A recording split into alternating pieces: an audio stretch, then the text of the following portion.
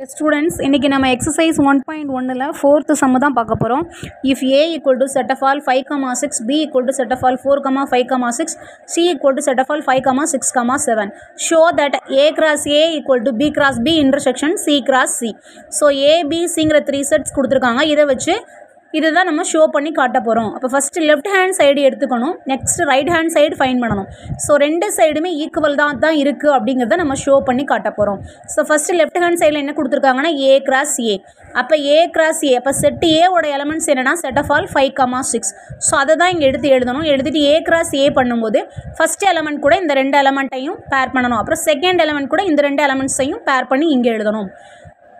Next right hand side find பண்ண போகிறோம். So B cross B intersection C cross சின்னு கண்டுபிடிக்கணும். அப்போ ஃபஸ்ட்டு தனித்தனியாக நம்ம ஃபைண்ட் பண்ணிக்குவோம். பி கிராஸ் பியும் சி கிராஸ் சியும் தனித்தனியாக ஃபைண்ட் பண்ணிவிட்டு அதுக்கப்புறம் தான் நம்ம இன்டர்செக்ஷன் கண்டுபிடிக்க போகிறோம். So B cross B equal to பியோட எலமெண்ட்ஸ் என்ன கொடுத்துருக்காங்கன்னா set of all 4, 5, 6. So 4, 5, 6 cross set of all 4, 5, 6. So first element கூட இந்த 3 எலமெண்ட்ஸை பேர் பண்ணணும்.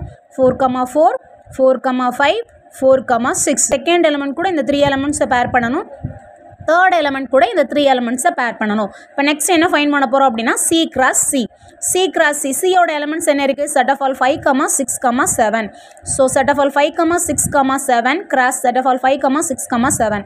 ஃபஸ்ட் எலமெண்ட் கூட இந்த 3 எலமெண்ட்ஸையும் பேர் பண்ணணும். 5, 5, 6, 5, 7 சொல்லி.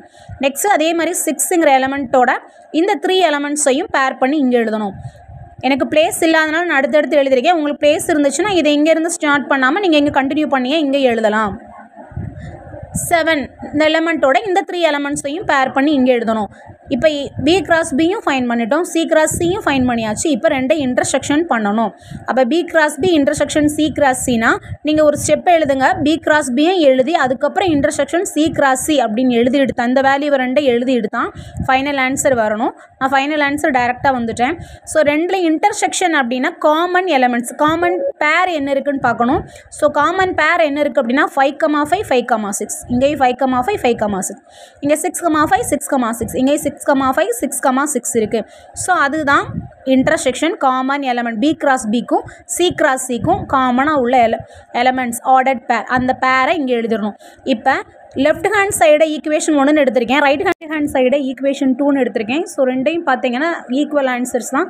ஸோ 1 and 2ன்னு போட்டு நம்ம அதை A cross A equal to B cross B intersection C cross C. அப்போ ரெண்டுமே ஈக்குவல் ஆன்சர் தான் கொடுத்தோன்னா அப்போ ஹென்ஸ் ஷூட். அப்போ ரெண்டுமே ஈக்குவல் தான் அப்படின்னு நம்ம ப்ரூவ் பண்ணிட்டோம்.